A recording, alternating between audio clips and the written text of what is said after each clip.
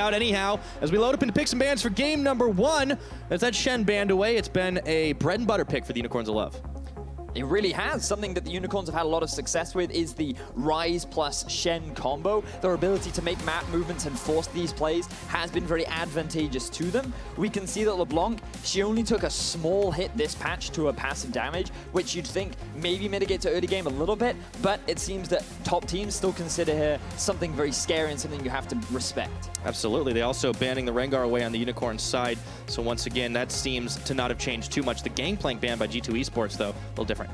I think that Camille will still be on the ban list, given that she is still an incredibly versatile champion that scales very well, becomes this powerhouse split pusher. She still has her strengths in team fights, and I feel that you have to still take her off the board. Fascinating, though, that it's actually G2 that have let it through. Suggests to me that Unicorns had some trick up their sleeve to actually let it open. Unicorns typically do. Now the question is, what are they going to ban for their last one? We've typically seen up into this patch, Varus being the first pick, especially with that Jace now banned away. He did get some nerfs too, but mostly just on his all-in. He certainly did. Now, if you're G2 eSports, I think that you have to prioritize the Varus, a champion that wasn't affected much, even though the AD carries were hit a little bit. He is still high priority, very powerful in the bottom lane, and has so much value. It's consistently good wave clear, could disengage, and he can fit into pretty much any composition. It's true, but somebody else who takes quite a heavy advantage out of that lethality is, of course, the Graves. It's the kind of thing Tricks like playing back in the day, but it's come back up into the meta. He couldn't be happier, and they're going to first pick it. Now, the fascinating thing about this is we know that Unicorns of Love highly value champions like Ivern. Graves has been considered to be a good pick into the Ivern because of how well he scales and how well that he can, while he lacks utility, he makes up for it in damage. So sure, maybe your Ivern can protect your AD carry, but Graves is going to do a good job of just shredding through all of that defensive, the utility that he does provide. Absolutely. Now the Varus is locked in for the Unicorn side. They take the advantage to pick that one up right quick. Still have about 20 seconds to pick their next champion choice. What are they going to go for here? Pick up the jungle this rotation or wait around? You could pick up the Ivern. As we said, you know, if you're Graves, it does well into the Ivern. That's not to say that the Ivern is necessarily bad. It's something that Cersei has demonstrated a lot of strength on in the past. The fascinating thing about the Kha'Zix pick is I had a chat with Trick, and he feels that one of the big changes that happened to Kha'Zix was, yes, his damage was nerfed, but now it actually means that champions like Graves can do very well into Kha'Zix now. It's a much better matchup. So I think he's pretty happy getting his hands on this Graves, and now G2, they're pretty comfortable to lock in their bottom lane. Speaking of comfort, yeah, not only do they take Sven's, of course, the other AD carry in the picture always is the Jhin, but the Tahm Kench is something Mithy's been prioritizing a lot of. With those support changes, it seems to have gone up in value, and it is going to get locked in.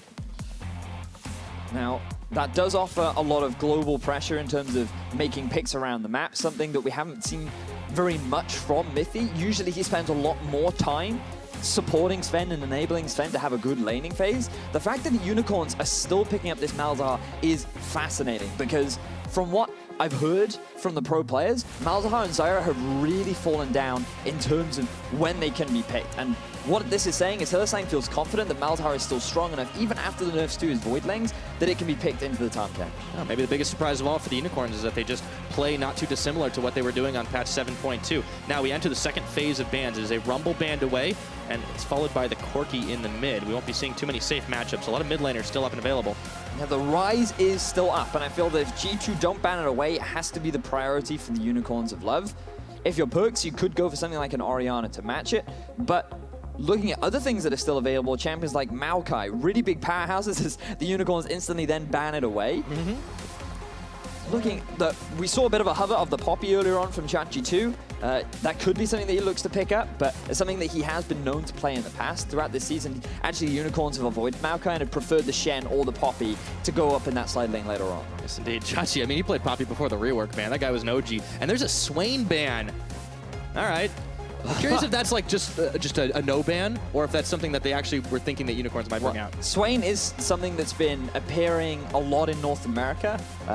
Players like Quas in particular have been known to bring out into tanks because of how aggressive you can be and how well he scales.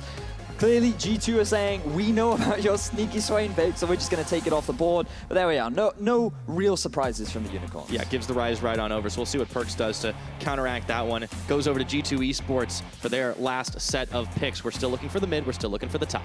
Orianna makes a lot of sense. And if you're G2, you do want a tanky top laner. Nautilus is a possibility. Not the strongest after the Courage of the Colossus changes. You could also go for... you could also go for this. Now, this is something that's been appearing over in the LCK a lot. The fact that it's being blind pick is a bit of a surprise. We can talk a little bit more about it once we get into game, but this is not a new pick. This is something we've been seeing a lot, not only in North America, but also in the LCK, mainly as actually an answer to Maokai. But it has been a newer thing for Europe this time around, so it's taken by Expect. Unicorns were looking for that counter pick. Last one for G2 Esports, though. What are they going to lock in here? The Orianna, as you said, seem to be a pretty likely candidate, and it is chosen. So Unicorns, the last ones to them, and it's going to be Chachi's champion. Now, I wonder what Chachi's going to run into this, because in the past, Renekton has always been considered a very aggressive, pushing top laner that's really good at just forcing you back. Typically, good wave clear and just good sustain is something that you want to try and run into Renekton, someone that can't necessarily get bullied as much. I think Poppy is a safe pick because you have the shield on the passive, someone who has reasonable wave clear with the Q. Later on into the game, she will outscale in terms of value. And I think this is very much a Unicorns of Love composition. I think it definitely is the case. I mean, you take one thing away, they can find something else to really replace it, get themselves the global pressure, get themselves something that can survive strong lanes all around. But we'll see if Unicorns start forcing those fights early on, or if G2 can slow the tempo down. That's the big burning question for this game. Really excited, though, for this Renekton pick, and both these teams going up against each other, because you can see G2 picking something a little bit more scaling, something that will spike around the mid to late game, something that we heard the analyst desk talk about, whereas the Unicorns, they have a lot of ways to force those fights. Yes, indeed they do. We're about ready to face off. The teams have got everything in their pockets. It's game one of a best of three. Man, I cannot wait to see how this one goes down. I'm really excited too. This has been a long build-up now. We're halfway through the split. Whoever gets a win here will solidify themselves as the rank 1 team in Europe. The top team in Europe, and that is not just bragging rights. That is an important thing. It gets those precious points for playoffs. Also, we could see a rematch at IEM. I mean, it's going to be a real hype one for sure. We're excited to see these clash of styles.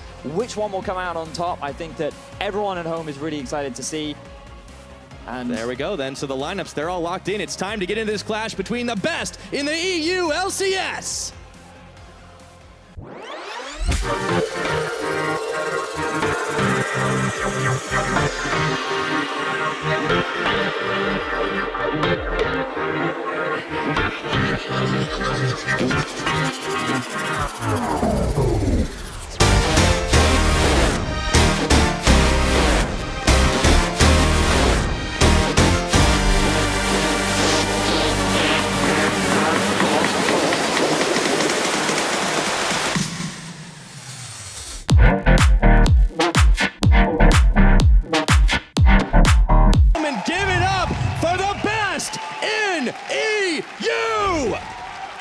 We're onto the rift. Always a dedicated fan, always here to support his team, and what a time to be here, because going up against G2 will definitely be a big test for the Unicorns of Love. We already know that they are a top team in Europe, but can they now secure that first place spot? It's been a long time since G2's had anyone come along to upset the apple cart in Europe. Unicorns might just be the team to do it. Expectations high on them throughout the start of it. Let's take a look as we get ready to start things off. No cheeky moves around. Everyone's starting this one standard. And I'm looking forward to seeing how these comps play out. We talked a little bit about it during the draft, but you have to look at the composition from G2, right? They have a scaling jungler that's going to prioritize on early farming rather than looking for those ganking, looking for those opportunities. In the bottom lane, Jhin and Tahm Kench, they're going to struggle against the Varus and Malzahar, who are going to be constantly pushing them underneath that turret. But this is a classic G2 thing to do. They don't mind conceding the lane if it adds more value into the mid and late game team fights. And when you pair that up with an Orianna, that is what G2 are playing towards. This slow, scaling, passive style that the Unicorns are not looking to have. They're looking for violence. They have the flash ult Malzahar. They have the Kha'Zix in the early jungler. They have the ultimate from the Rise to look for roaming picks and try and force these early plays. And this just echoes exactly what the analyst desk were talking about, this clash of styles, this desire to just find fights, and we'll see who can actually get the fights when they want them. Yeah, that's the case. I mean, a lot of people talk about the Unicorns' big team fighting composition, but as they said on the analyst desk, it's not as though G2 can't fight it out. They definitely have had some power for themselves. I'm really interested to see how this top matchup goes because the Renekton, I mean, that does go a little bit differently than the scaling compositions. I mean, this is your prototypical lane bully, or at least used to be. Now, for those unaware, as as mentioned, Renekton is a champion that has been picked a lot over in the LCK. He was picked also in North America a little bit. He actually hasn't had that much success. A long time ago, we used to only see Renekton and Shyvana, and he is a champion that is known for being an aggressor. He is a bully. He likes to push in lane. He has really high base stats, which enable him to trade very effectively against tanks in particular. And this just means that during the early laning phase, he spends a lot of time pushing, and he has a lot of sustain from his rage bar, which means that even if you trade back on him, he's usually going to be the one to always come out on top. Yeah, he's going to be able to dice his way out to victory for sure. All right, so we'll see how Chachi handles him up in the top lane. The level advantage negated now that he gets back up, and he hasn't been too far down on farm in all honesty, but I'm really, really interested to see if the Kha'Zix jungle from Xerxes ends up making early trips up there. So far, he's just power leveling. A difference between these two junglers is that Trick often doesn't spend very much time towards the top lane. The Expect is usually left on an island, and that often results in him not having the best performances. In recent weeks, he's definitely been able to make a name for himself, especially thinking back to his Camille game, his split pushing. In the mid and late, he really had a big impact. But if Unicorns want to punish it, I feel the top lane is a good avenue, especially when you have a constantly pushing Renekton and you have a Kha'Zix early game jungler. Yeah, especially when Trick is going to be looking to scale up. He does have a better farm advantage right now as he takes away his blue buff or works for it. However, Xerxes is actually going to spot him right now as a teleport back up the top as Expect's heading out of lane. And you can see that Perkz is roaming around. So we get a catch on to Xerxes, who decided to back out as the teleport was expended. He's heading up towards topside. It's pinged out immediately. I like the decision from Xerxes to pull back on the aggression. He realized that Exile in mid lane had backed away.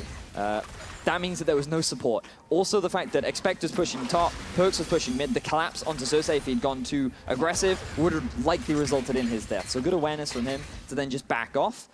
And so far, the very early game is going the way in which G2 want. Nothing too aggressive, nothing too wild from the Unicorns. Just trying to slow them down now. Chachi, Expect, he's trying to move in. See if Trick's able to get a play off here. No, it's not going to happen. He just sends it into the line. It's dodged by Chachi, who takes the chance to back away. Meanwhile, down in the bottom lane, Sven and Mithy, as you said, they're looking to have a little hard of a time, except for the fact that they actually have a pretty big farm advantage for themselves right now. Now, this is fascinating because when you look at Sven and Samux as AD carries, they're actually known for being really good farmers in lane, but for different reasons. Sven is the type of AD carry that will be just above and beyond in terms of his ability to farm. So on average, he is at 92 CS at 15, but usually his opponent is on average. So they're about 82, 83, whereas Samux, he is at about 87, which is just below Sven, but his opponent is always at 76.8. Now this means that Samux typically is much more aggressive in the laning phase and forces his opponent to lose farm, whereas Sven is just a naturally good farmer that's just so talented that no matter how aggressive his opponents are, he's always coming out ahead. And so far we're seeing Sven's style come out on top. Have to give some credit to Hylissang for that. Now it's a 2v2 in the bottom, or in the mid lane, I should say. Exile looking for an opening to find Perkz. Xerxes was just threatening, but Trick was not perturbed by this at all. Ends up being a 2v2 for just a little while, but they're just going to poke it out. No first blood just yet, and that is exactly the way G2 eSports want to play this game. I think Perkz really wanted to go back. He actually hasn't had an opportunity yet. He's sitting on a lot of gold, so having Trick come mid to just help clear out the wave means that Perkz isn't overextending the possibility of a collapse. And speaking of that, oh, it's a catch. Oh, Xerxes, the damage!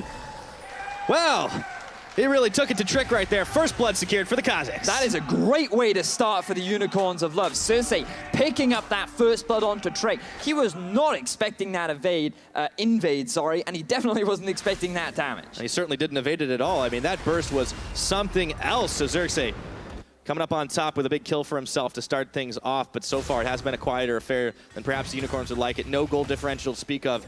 Of course, still working on items. That first Sightstone picked up by Mithy. He's definitely a lot quicker on the draw than Hylissang. Now the question is, what is Xerxes going to do with this first blood gold? Because he's now going to be the first to get level 6. He's now going to be able to get his jungle item much sooner than Trick, so he naturally has a stronger spike. If he can abuse it and potentially the top lane to put this Renekton behind, or maybe even just get Exile rolling, that is when you'll start to see the Unicorns of Love start making these map movements and start forcing these fights that G2 might not be able to avoid. Well, we'll see if they can build themselves up enough of an advantage to make it happen. Exile still trying to threaten on Perkz right now. Just playing it out very safely. It's going to be difficult to really push back against this without a whole lot of backup. As you said, Trick's going to be focusing on the power farm game, even though his own jungle is clearly not the safest place for him all the time. A few places on the map tend to be safe when you're playing off against the Unicorns of Love. We'll check back up in the top lane, though, as Chachi going the armor route. Got himself the chain vest, just trying to keep Expect at bay, but there is a level disadvantage for him here. Expect still trying to push this one in and get some chip damage on the tower. I think that's worth mentioning too, Pyra, because in the past, what you saw a lot of players do into Renekton was actually start, do you remember the Cloth 5? So you'd go for that very early armor, and you just stack up on health bots to survive the Renekton lane. The fact that Chachi is just rushing this early armor is for a very similar vein, where because of the high base values on a lot of Renekton's abilities, he is very difficult to deal with. And just getting that early armor mitigates a lot of that pressure. So I like the response from Chachi. Yes, indeed. Now, I do want to highlight that G2 have actually spent a lot of time and a lot of effort on making sure that the bottom side of the map is really spotted out. But they've not neglected the top either, because Xerxes is actually spotted right in that tri-bush in the last couple seconds of the ward. So Expect, naturally he's going to be able to back away just a little bit. So it has been a very vision-heavy game for both teams, despite the fact that Hillsang has yet to pick up his Sightstone. He does tend to take a little while than a lot of other supports to do it, however. It is really important for G2 to invest in that early vision because they know they are playing against the Kha'Zix, and we've already seen what happens if he's able to walk in unaware and get all of his free damage down. But also you have a lot of pushing lanes with G2 on Expect, Expect up in the top lane on the Renekton, and I wonder if they're going to go for this. I think they are. Throws down the smoke screen, flashing preemptively. Chachi still got his. He's going to burn it, but is it too late? It is.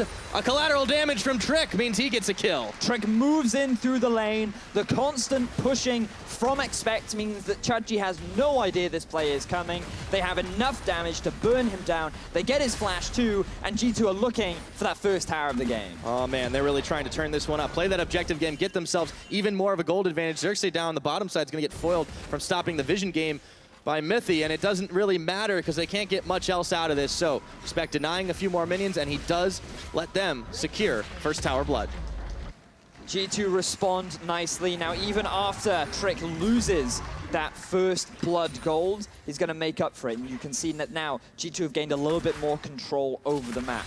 What I'm curious to see is where Expect now moves on the map, because Unicorns of Love, they realize that Trick is not going to be close enough to be able to stop this dragon. This isn't going to be a likely objective. So perhaps G2 now invest into, rather than constantly pushing as Expect, you actually set up the wave so that it's pushing in your favor and you look to try and punish Chachi more. Or is Expect going to look to roam around the map? Is he going to try and force a couple TP plays bot? Is he going to look for a collapse onto Exile? He actually has a lot of opportunities because this is a very early tower for G2. All eyes on Expect to see where he goes next, but you're right, G2 playing this one out. They have to be feeling pretty happy with themselves after that big play. Investment of a flash and an ult from Trick, and Expect just baiting it out, a masterclass in acting to draw Chachi into a false sense of security. Meanwhile, down bottom, Sven and Mithy are able to push the wave in their favor, and there's a 20 CS advantage for Sven. There's a reason this guy oftentimes called the best ADC in Europe, but meanwhile, we're going back to the mid lane. Trick is a little late to the party, but Exile had already been chunked almost down to 0. They're looking for tower 2. G2 are just going to start exerting pressure onto this mid-tier one next. The movement from Trick is enough to just force Exile back. They don't have to wave clear anymore, so that mid-tower is going to take a lot of damage. Nice to see Perkz playing that aggressive Orianna style. We see a bit of trading up in the top lane. Okay, so Chachi and Expect are just back at it again. He's going to knock him into the wall right now. Expect taking a little bit of damage from the minions, but so is Chachi. Feels he might be confident enough to continue to take this one, see if he can buy some time for the junglers to arrive, but they're not interested at the moment. Xerxes and Trick are just saying, nah, you guys solve your problems yourselves. So right now, G2 definitely with a lot more map pressure. Notice that now Sven is left alone in the bottom lane. G2 feels that he can leave his AD carry unaccompanied, so he's moving up through the river, getting a bit more vision control. A lot of vision actually invested into the bottom half of the map, given that it's unlikely for Xerxes to try and gank top, but Sven gets hit up. Chains of Corruption were on, but Mithy was there to gobble him up, so he's not too far behind, even though he was going on a roam, and Semix's attempt to get the pick off denied by Mithy. It really does surprise me that the Unicorns of Love is struggling so much in this bottom lane, because what you'd expect is for Varus and Malzahar to just constantly be pushing their opponents underneath the turret. Early on, we saw Xerxes actually exert a lot of pressure in the bottom half of the map, meaning that UOL had decent vision control, especially after their kill onto Trick in his own jungle. So the fact that they are conceding so much makes me wonder why they're playing so scared against this bottom lane. Yeah, it's part of the question. Also, G2, they were the ones that gave this Varus over, and haven't seen too many teams do that on the blue side when it's available in this meta right now. Chachi trying to make a play on to expect, but he's able to dice out of it. Slice out of it, I should say. Still, it's been the farm game for now. Since the junglers haven't been looking top for a little while, it has been a quieter affair there. But still, the Shockwave's going to land in the mid. Exile a little bit low. Perkz is going to run it in for a kill on Exile. Solo kill by Perkz in the mid lane. And we do actually see a bit of draining up top. But no kill is going to come out of that. Might be another tower, though. Perkz and Trick, they're unopposed for a moment. Xerxes here. Unicorn's early game plan definitely not going the way they wanted. It's a 2K gold disadvantage. 2 kills to 1 at 13 minutes. G2 in control of this early game. Exile was not respecting the damage from that Orianna. I can't entirely blame him, but the fact that Perkz was able to get a solo kill is so impressive. Actually maxing his Q first, something that is fairly standard for Orianna, that he'd already managed to get 2 or 3 points in his W as they now look for a roam bot. Here we go, the Abyssal Voyage to cut off Samix and Hylissang for their own tower. Hylissang is gonna get walked right into the chains. Double chains are on right now, but Hylissang, he might not live through this one. They're gonna flash, the ball is out, and Perkz claims another. Mithy makes the roam to mid to bring Perkz down, but he knows that Exile isn't able to follow him because he was back at base. G2 get themselves another kill. G2 are just looking great right now. Everywhere the Unicorns try to go, G2 are one step ahead of the game. Dodging out the piercing arrow, no sweat for G2 eSports. 4,000 gold advantage. Let's see that play again. Really good map movement from Mithy to realize that the bottom lane would start pushing in once left alone. Taking advantage of the fact that Perkz got that solo kill in the mid lane to then start snowballing even further in the bottom. G2 doing such a great job with this early game, and we have to backtrack to what the analyst desk was saying, where UOL needed their solo laners to do well. And that is exactly what G2 have prevented. Not only did they take that first tower in the top lane, they put a Renekton into a Poppy so that constant pressure is exerted onto Chachi, and then Perkz gets a solo kill onto Exile. This could not be a better setup for G2 to force UOL into their style of play. Not only are they comfortable and full control of this game, but the gold is shining through with the items as well.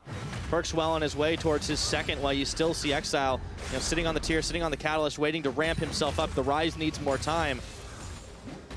Still not an even story in the bottom. Sven has a whole BF sword on that of Samix, so gonna be harder and harder for Unicorns to try and contest this. Let's take a look up top, though, as the junglers are gonna be joining in. The hammer comes out, it's flashed away from. Chachi has to burn his own. Xerxes coming a little bit late. A slice, a dice, an auto, and a kill for the interior Crocodile Alligator. G2 picked themselves up another early kill. This time it goes on to expect. He'd already completed his Black Cleaver. He had more than enough damage to shred through the armor of Chachi. He had a bit of help from Trick, but nevertheless, it still results in an advantage gained for G2. And now, look at Perkz. Let's see if he can get out of this one. Shockwave on himself, and instantly over the wall comes Trick. Perkz is going to be able to flash out of Exile's damage, and now Expect is there for the relief effort. The rest of G2 instantly moving to the defense of the mid lane. Unicorns, once again, cannot find anything out of it. Perkz overstepping just a little bit. He did have some support coming from Mithy in the river, but we're going to have to go back to that in a second, because we'll look at this trade up top. Chachi, this is the risk that you have when you have no tower. There's no safety, which means that the moment Trick comes in for a gank, if you're going to be this overextended, you either need to have your jungler much closer for the counter gank, or you need to have, or you shouldn't be there, right? And the fact that Chachi actually flashed down the river created a larger gap between him and his jungler, but even with Cersei there, highly unlikely that the Unicorns of Love would have been able to win out on that 2 versus 2. They are looking to set up a bait down on the bottom side, though. The Realm Warp is coming, and it's Exile, and they're out. Mithy just using his ultimate to get out of that collapse. Unicorns of Love not quite having the same success with their roaming plays as G2. G2 not making a whole lot of mistakes. Outside of the first blood, you can see that they have had UOL's number on this map so far. It seemed like the moment Trick died, he just cranked it up. He's like, okay, you want to play it that way? And he's been everywhere on this Graves. You can see as well, he's doing very nice in terms of the farm. He's been making a lot more proactive plays than you typically expect from a Graves, But this is what you want to be seeing from G2 when they have a pressure advantage, because even if they weren't able to get the kill onto Chachi top, they still would have been able to force him back and go for a turret. You saw Trick do exactly the same thing mid lane against Exile, where even though they didn't get a kill, they forced him back and they put pressure on the objective. And this is one of the big stylistic differences, where G2 are very much in the early game playing around objectives, getting these small gains to pay off later, these small investments to then pay off later into the game. And so far, a lot of the UOL have not been able to turn anything into any kind of advantage. Even though in the bottom lane they should have had the push, in the mid lane it should have been fairly even, but we haven't seen much from Cersei other than that early invade.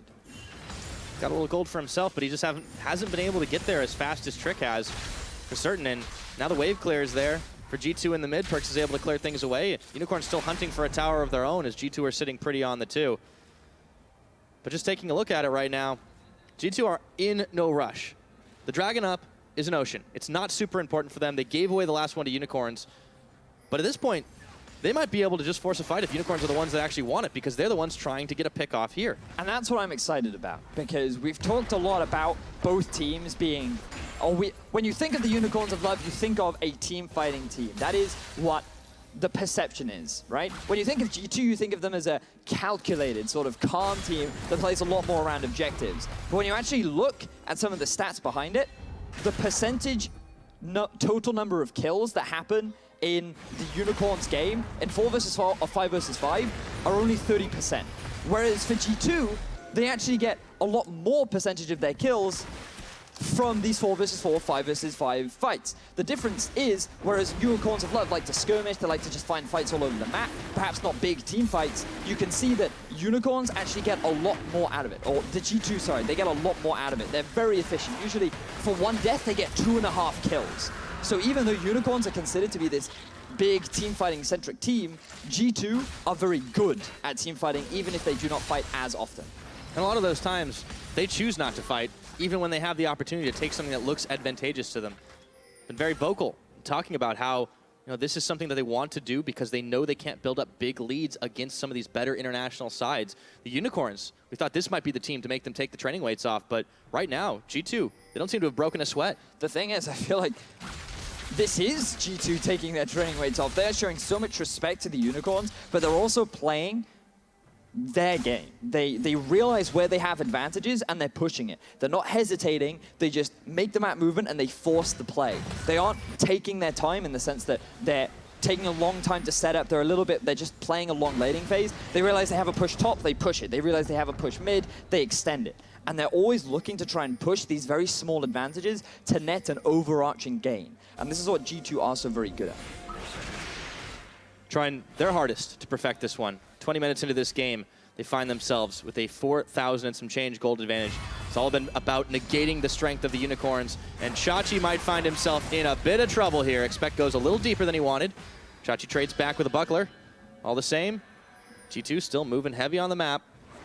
The Unicorns just trying to deny some of this vision, but G2 still controlling it. Now, it's important to remember that Unicorns aren't at all out of this game. While they are at a gold deficit, that's not to say that they can't win a lot of these fights, because remember, they do have Varus. Naturally good in terms of the utility that he provides in team fights. Going for the lethality build means that he actually has a lot of poke pre-team fight, and against a champion like Orianna, who doesn't necessarily have the best mobility, you can get a lot of harassment down onto these carries before you actually engage in these team fights. Against someone like a Renekton, one of his biggest problems has always been how easy it is to actually kite the Renekton.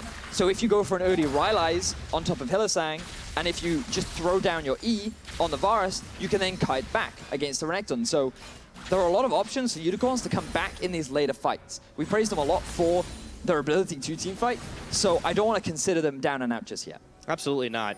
Now, Unicorns of Love, they've actually been pretty solid on the Baron front as well. That's been a pretty big thing for them.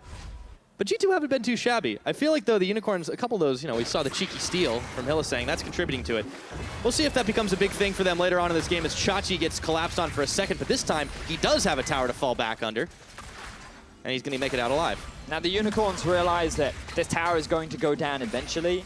Rather than risk any more potential deaths, what they've done is they've just rotated their duo bot round to the mid to start putting a bit of pressure down, to start farming away, and really that's the best lane for them to be in right now. So by having Chachi bot, they can send the Ryze up top. He shouldn't struggle too much against Expectors. Unfortunately, Perks does miss his ultimate just there. Can't hit him well. No, but you can also see now the damage that comes out from Samix, right? 2, 3 Qs just landing onto the Orianna. He's been chunked out, forced back. And this is the strength the Unicorns of Love have when playing around these objectives. Yes, indeed. Perks does not look too shabby this game. He has had a bit of help, but 2-0 right now, sitting on the Morellonomicon, as well as, honestly, a pretty big gold advantage for him, despite it just being exactly even in farm. He's been getting more done on the map, but I don't want to count Exile out because, as you said, well, not only is he such a great mid laner overall, just this year in particular, he stepped up huge. He's on this rise. That's going to get really, really big as the game goes on. It's also a champion that he is known for. The Unicorns of Love make good work as we see a fight being forced from G2. Curtain call is open. Hylissang's going to dodge one. He's going to dodge two, but has to force his flash. And the last one's going to connect right on the edge of it. And he gets taken down by Trick. A teleport being expended, but G2 are going to be running away with this one. Spitting expect back into Chachi. The ball will dissuade any further action. It's a quick one for 0 in favor of G2 Esports. Quick collapse from G2 to punish the rotating Unicorns of Love. Hylissang was forced to burn all of his summoners as he was earlier trying to get some vision control around Baron, but the way in which G2 forced that fight meant that the Unicorns had very few answers to try and stop it. Oh, and they just have to be very wary of Perks' ball right now. He just keeps on putting it so far forward, getting the damage out. You can see how even the tanky Chachi was getting chunked out just a little bit. So G2 continuing to play this map a lot better. You see some Unicorn vision now being placed all around this jungle, all up through the river. They want to make sure that G2 can't get anything for free. But there's no reason for them to try and rush down something like a Baron. They're playing way too controlled for that. It would be very risky for the Unicorns to go for a kind of rush Baron play. While they definitely have a good Baron clear, there's always the possibility of the collapse from G2 and then them getting that Baron and just snowballing this lead out of control. I think the big point of contention next will be this Dragon. You can already see Unicorns of Love setting up vision because G2 have to back after getting that pick up towards the top half of the map. They're just pushing in top lane, bottom lane is being pushed in, and the moment that spawns, UOL could look to just rush it. But I'll be surprised if G2 give it over for free. Absolutely. G2 playing this one way too well to be giving up objectives like that. No, there's always a chance they may try to make a trade or at least try to pick someone off, but you can see Hylissang and Samix guarding against it right now as Xerxes has backed away under tower. G2 appear to be threatening, moving most of their members towards the mid. Excel's got to be careful not to get hit by a ball. One champion gets taken out in a big ball of burst. G2 just might change their tune. Chachi, meanwhile, is getting work done on the bottom. And that is going to prompt G2 to actually start off this Baron. Chachi does not have his teleport available, so this is at best a 4v5 for a while. I wouldn't be surprised if G2 just use this as an opportunity to turn around and force the fight because they should not go for a 50-50 steal. Now they're going to turn around, and Perks just absolutely melts through Samix here. Unicorns tried to respond, but it was G2 that were just a little too quick. Let's see how the fight shakes out. Chachi knocks Sven into the wall, but it doesn't matter, and now the hammer comes to knock him away, but they're safe under mid-turret, and it's a curtain call being opened up. Unicorns are going to have to get out and dodge real quick, and they're realm warped out of there, but Hylissang is left on his own. Hylissang has no flash. Oh, he might get stopped up. He does have silences, however. Trick moving forward. He's going to try to dodge away, flashing, and Trick with another. That's 2 for G2. G2 simply used the Baron to force Unicorns into a fight. They knew that Chachi did not have the teleport up. Their main objective was to actually get themselves the Dragon, but the easiest way to challenge the Unicorns was say, hey, if you don't come and fight us, we're going to get this big purple worm, and Unicorns took the bait.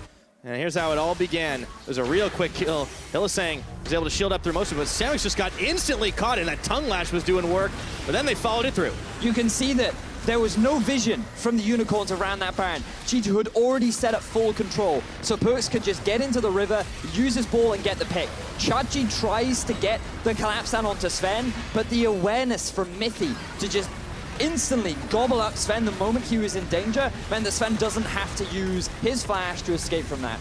Great ultimate from Exile to be able to get out from that fight, but then Hylissang, he just stayed a little bit too long, and he ends up getting collapsed on. So G2, innovative, well, I say innovative, but just strong way to force a fight as Hylissang ends up going down again. We just saw him die, but there he goes again. Hylissang is going back to found the Express Route 004 on the game. G2, it just keeps getting better and better for this team. Sven's starting to get rolling himself. Going for an Infinity Edge second, and they're going to use that damage spike to actually go for the Baron.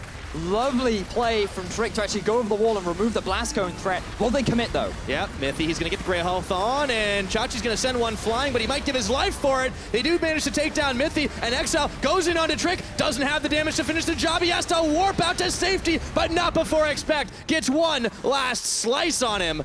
It is a 2-for-1. G2 once again come out ahead. G2 again moving around to the Baron to force these fights. This time it felt that they actually wanted to commit a little bit harder to the Baron, given that Hylissang was taken out already. Unfortunately for them, UOL did a good job of responding. They had a lot of poke with the Vars. Exile making his presence known, made it difficult for G2 to commit. And I just love that play from Trick. Really good awareness of the Blast Cone to just remove that as a possibility for Cersei to come in and steal. And you can see that the damage from Samex and Exile cannot be underestimated. Chachi does a great job of just knocking the tank out to buy more time for Exile to just go ham. He does miss his Q, which is a little bit unfortunate. There might have been another kill onto Trick, but you can see that G2 can't just easily take this Baron at free will. UOL still have a lot of fight left in them. What they do, but they need to start finding some of those kills. Only been able to pick up 2 in this entire game, and one of those, if you recall, was the first blood for Xerxes. Good news for them, though. Seraph's Embrace completed finally now for Exile. He's starting to get rolling on this rise, but he does need to hit those Qs to make it count. Chachi's getting a little harder to kill, so they are hitting some power spikes for themselves, but they're going to need to be able to use them right now. There is another Infernal trait that will be spawning, but that's still a ways away. The Baron has been the priority for G2, and they are going right back to the scene of the crime. They don't quite have as much vision control around the top half of the UOL jungle as of right now. They need to get their lanes back in order, because you can see in the bottom lane, UOL have successfully pushed it towards G2. In the top lane, that's pushing as well. So G2 need to slow down just a little bit right now. They need to get read control, have bot lane pushing, have top lane pushing. Expect does have his TP.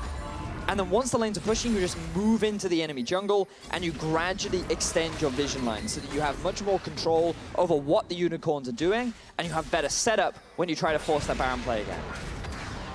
So far looking for the good setup themselves. Samex is tanking shots of the curtain call. The last one, he's just outside of range. Meanwhile, the top laner's Tango in the bottom side. Well, we've seen this dance a couple of times and Expect. He throws down the Dominus, and in comes Mithy. Chachi's got a flash, and he is not going to be able to use it. 3-on-1 ain't fair, but Expect comes out with the kill. And G2 likely won't lose very much off the back of this, because it was just Mithy's ultimate that was used to move them down to the bottom lane. The bottom lane is now pushing for G2, so if you're able to force something, you can just have the teleport come in from Expect and use him to buy time for the rest of G2 to come up. So UOL have no answers. This was a clean play from G2, and honestly, a bit of an overextension from Chachi, because as we were just discussing, there's no way for UOL to actually get any gain from the back of that play. And there was no vision there either. It didn't really matter when you have the Tom Kench porting his way in, but it's just so hard for Unicorns to make something happen. The Baron, they're still hovering around it, but the Unicorns are going to be able to spot out any moves on it for the time being. Difficult to get back into this one, but as we keep mentioning, Unicorns, they're never really out of it, but it's 30 minutes in. It's a big advantage in gold for G2, and they typically do not give it up after that. Perks is going to insta-cleanse the Nether Grasp of Hylissang, and he's still safe on the mid. The shockwave is huge. Command delete, and G2 are looking to do just that to visit Chachi. The hammer, the windup, it is not enough to knock everybody out of dodge. The redemption comes in, he gets Expect into a wall, and it is not enough damage. He flashes away. G2 keep all their members alive by the skin of their teeth, and they claim 2 unicorns. Perks turning to Hylissang and saying, that's not an ultimate, this is an ultimate. Using that, flashing in aggressively to get the shutdown onto him. Unicorns tried to turn around for a fight, but they are just so far behind and in such a bad position that it is a clean teamfight win for G2 as they are now kicking out the Baron. Now Perks is sitting around the other side to see if he can spot out a steal attempt by Xerxes. Could be dangerous here. Samex and Exile are still there. Piercing Arrow comes in. Trick was already around the side and he spotted Xerxes. The damage is not quite enough, and off screen, Perks just picks off Exile. This is looking better and better for G2. Xerxes would need to be the hero, but they are taking their time about this one. Hylissang incoming. G2 still committing for this. Very low. Mithy is tanking up too much. He dies. In goes Xerxes! Oh my word, he doesn't get the steal, but that was close. It certainly looked like it because he does get the kill onto Mithy, but that is not the target that he wanted to be damaging, and G2 get themselves the Baron. This is how the play all starts off. Hylissang jumps in, flashes aggressively to lock down Perks, but he'd already completed his QSS. Perks responds in kind by using his ultimate to get a kill onto Hylissang, and this is where things start to descend into madness as Chachi, all alone, 1 versus 4, just doesn't have the support from his team. The Unicorns do not feel confident enough to hard commit with the presence of Mithy and Perks hanging around the river entrance to just zone the rest of UOL away, where Chachi effectively gets left to the masses, and G2 can use that to force the Baron. Well, what we're seeing in all these fights is just the clean execution from G2. Unicorns have not been bad, but they just aren't getting these openings at all. And as a result, it's been so difficult for them to really get anything. 3 to 14 in kills. That Baron, Xerxes looked like he might have had the hero play, but you know, instead of getting the worm, he got the toad.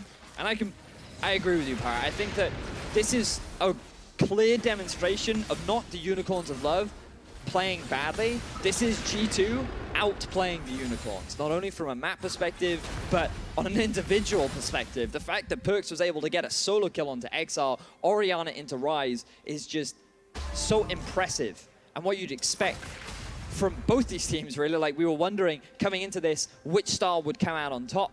And so far, I just feel that G2 have perfected their style so well that they are now punishing the style from Unicorns of Love and not enabling them to play the way that they are so used to.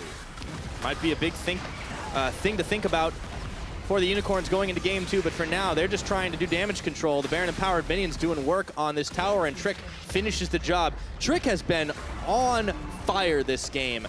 Coming into it, it really looked like Xerxes might be able to make some big plays and put him on the back foot, and that first blood certainly seemed an indicator of it. But Trick is showing right now why he is a 2-time MVP in Europe. He really is doing a lot of work on this Graves. This is a pick that, after talking to him, he did say he has a lot of value on, but now Unicorns are trying to get something back. All right, expect. He's got the dominance on. Chachi and Xerxes both a little bit low. Is he really going to try for the 1v2? Mithy is coming to even the odds here. Redemption's coming down. This tower may not save them for too long. Expect stays healthy enough. With Mithy's help, they're going to be able to get even more. Another tower is going to fall courtesy of Sven.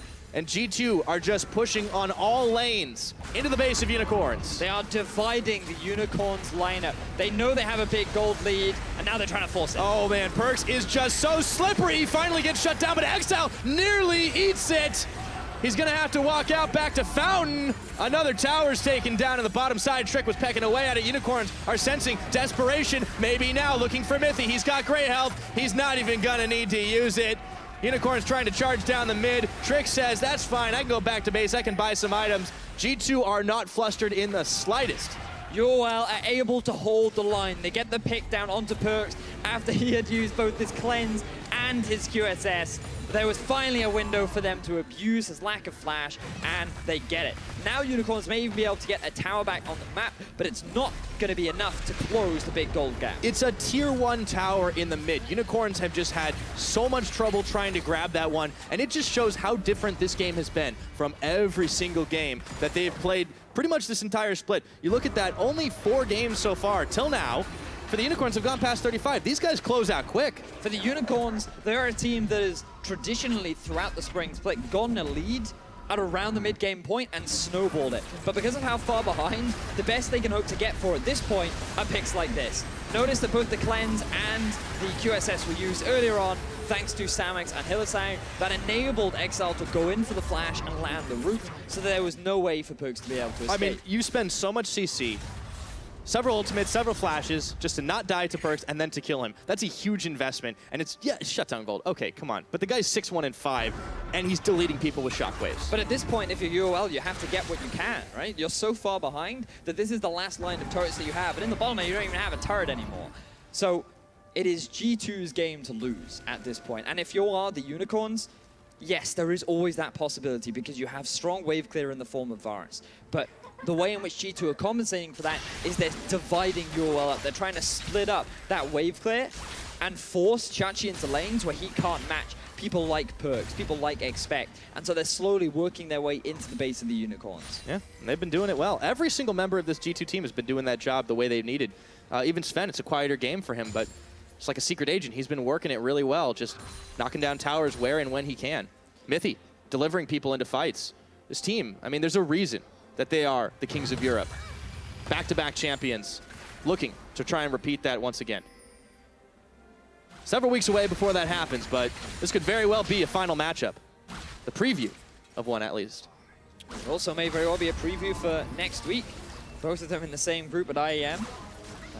simply a stepping stone. But I think that right now, yes, G2 have the lead. But from watching the Unicorns many times, you can never count these guys out. You knock out. them down, but they get up so quickly that they are not a team you can afford to underestimate. Now, the Baron is going to be spawning in about 1 minute and 15 seconds, which means that that's likely the play for G2 to play around, and this could be a window for Unicorns to come back.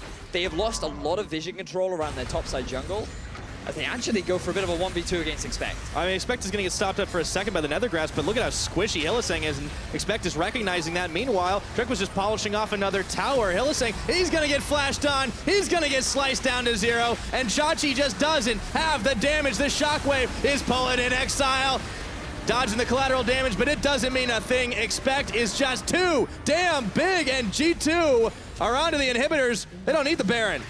They do not, Pyra. They're looking to close that game 1 right now. They've gotten a kill onto Exile, a kill onto Hylissang, and they're in a prime position to look to finish this game. Playing the game out the way they want in 38 minutes. That's about their average. They've got 2 inhibs down, and Perks is just chasing Chachi around the map. He's got no health. Perks wants to pad out the KDA.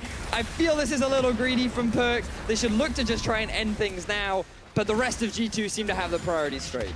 Yes, they do. 16-4 in kills on this game. The gold has gone out of control for the Unicorns. They are trying desperately to fight back, but they are clinging to 2 Nexus towers and nothing else. G2 can easily clean up this Baron, grab themselves as much vision as they want to see Xerxes coming a mile away.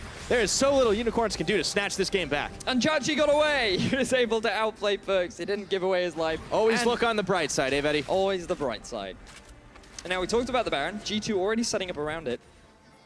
The question is, what can UOL do to try and get the steal back? Because we saw Cersei try earlier on, wasn't quite able to do it, but there's always a chance for another. There's the Realm Warp. Oh, they've got to bring everybody, but they're into the pit. The hammer. Oh, they're just going to take it down themselves. It's not stolen away. Trick secured it with the smite. It was a nice try, boys. But in the end, G2 eSports, they may not have been expecting that one, but they were able to finish it off. I love the all-in play from the Unicorns of Love. That is such a Unicorns thing to do. They know their backs are against the wall, so they just make the play. They go in, all 5 members into the Baron pit. They try to force the steal, and while they can't get it, it doesn't matter because they go down valiantly. Win or lose, these guys definitely played it out with style. Mithy swallows visit Chachi for the kill. It's gonna be only Nexus turrets taken down for the end of it all, 20-5. G2 playing out, cool, calm, collected, and they will take game number 1 over the Unicorns of Love.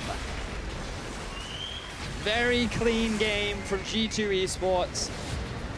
Early on when Cersei got that first blood, I thought, this is a great start for Unicorn. Cersei can now really start to snowball these lanes, get his solo laners ahead. They should have push in the bottom, but early on, perhaps a bit of nerves from the Unicorns because we didn't see Cersei looking to play that aggressively. We didn't see the bottom lane getting very much of a push on. They were actually the ones being pushed back.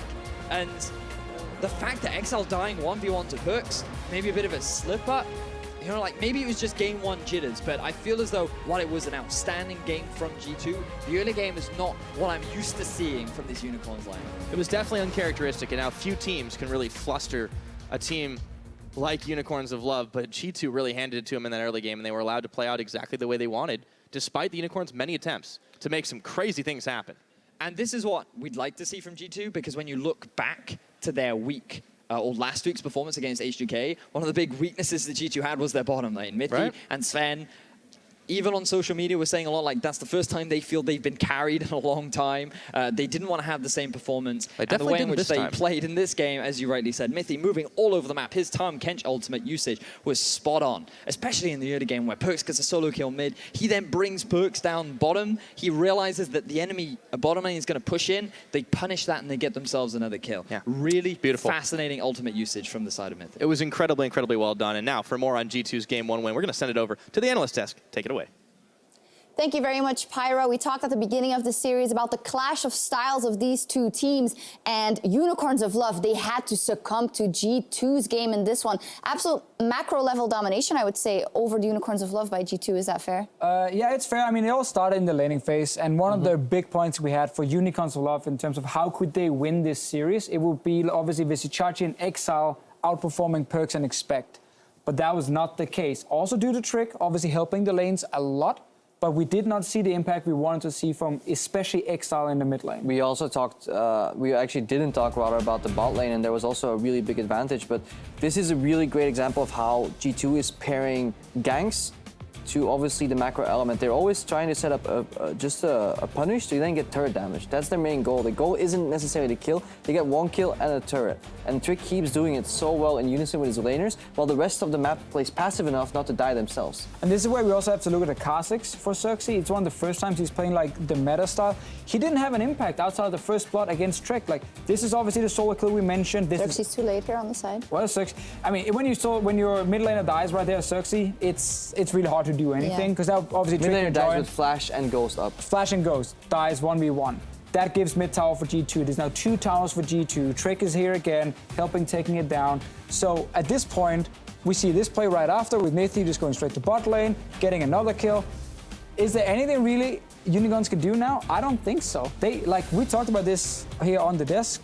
The playbook now is like, it's empty, because you've lost every single lane. And yes, your jungler is having some kills, but he's a Kha'Zix, and he's not really the guy looking to like gank the lane or kind of win you the next big fight. Because G2 was played as a team. They never allowed Kha'Zix to get any like pickoffs. There was one decent swap from Unicorns right after. They tried to get the Malzahar away from the Tahm Kench, and they got a tower in the top lane, but that was the only thing they really achieved. The main problem was that none of the lanes were winning. Not top, not bot, not mid.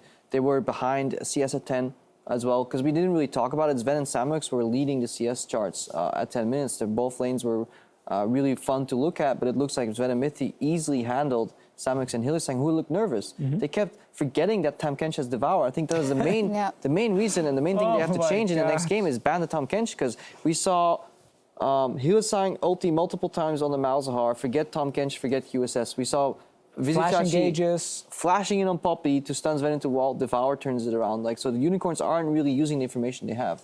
Quite interestingly, I think you said their playbook is empty, but this is a best of 3. In we this know game. in this. Okay, is it in this game? Yeah, no, in this game right. you just lost every lane, so there is no play in your book. It's so what's gone. the playbook for the series now for the Unicorns of Love? They did elect to go lane. red side. Don't lose lane. All right, thank you so much for that analysis. I'm gonna say, like, if you look at changes, I think definitely ban like Tahm Kench, because it pairs very well with the Rise, and the Unicorns. I'm kind of disappointed because they used it so well in the past. They really used these like mini or semi-global abilities so well to make picks and also use the Devour defensively. We need to get rid of it because it's allowing G2 to really counter a lot of this aggression from the Unicorns. I think though, if we talk about playbook going into next game and so on, like if we just copied the drafts completely, I still think Unicorns can then win the second game, because a lot of it comes down to in-game adaptations.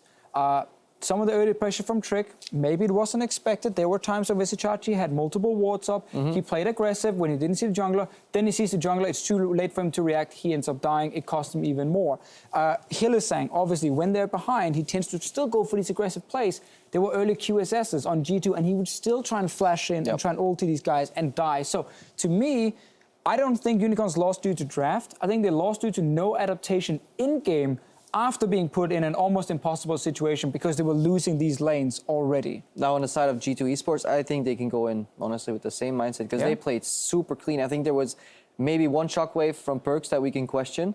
That was one around the mid lane, where he then gave up mid lane turret. But then afterwards, like, the enemy team wasn't even flashing a shockwave, so obviously he's going to get a little greedy, and he played a monster performance, multiple kills around Nashor. Actually, the main thing we can criticize is that one Baron, where they left it open to a 50-50. That was one window for the Unicorns to come back. But overall, G2 played a really good game. Yeah. Cleanest game we've seen so far by them. I think definitely one of the cleanest games. I think Unicorns of Love will have a lot of things to talk about in terms of individual play. Like, again, people dying with summoners, targeting people when there's a Tahm Kench right next to them, and so on. Because that's things that Sheepy can't change in the draft for these guys specifically. That's all in-game and for each individual player. I'm not sure if the hype got to them when it came to, like, we want to beat these undefeated, the Kings of Europe, but it definitely hurt them in this game. But they slowed down so much. That's the one thing. I'm missing the magic here. Like, this is almost the most meta draft I've seen from the Unicorns in this entire season. Like, where is the Iron? Where are the special surprises? There's nothing here, and I think this is exactly playing into G2's hand. So if anything, spice it up if you're the Unicorns. And maybe play Graves yourself if you are able to first pick it, because Graves does block the Iron from Xerxes, so it was kind of a 2-for-1 there for G2, and it was super impactful in the game. All right, we'll see. Unicorns of Love, give us some magic. So we have 3 games. We are going to take a quick break, but when we come back, we will have game 2 between UOL and G2. Don't go anywhere. It's going to be spicy, or at least we hope so.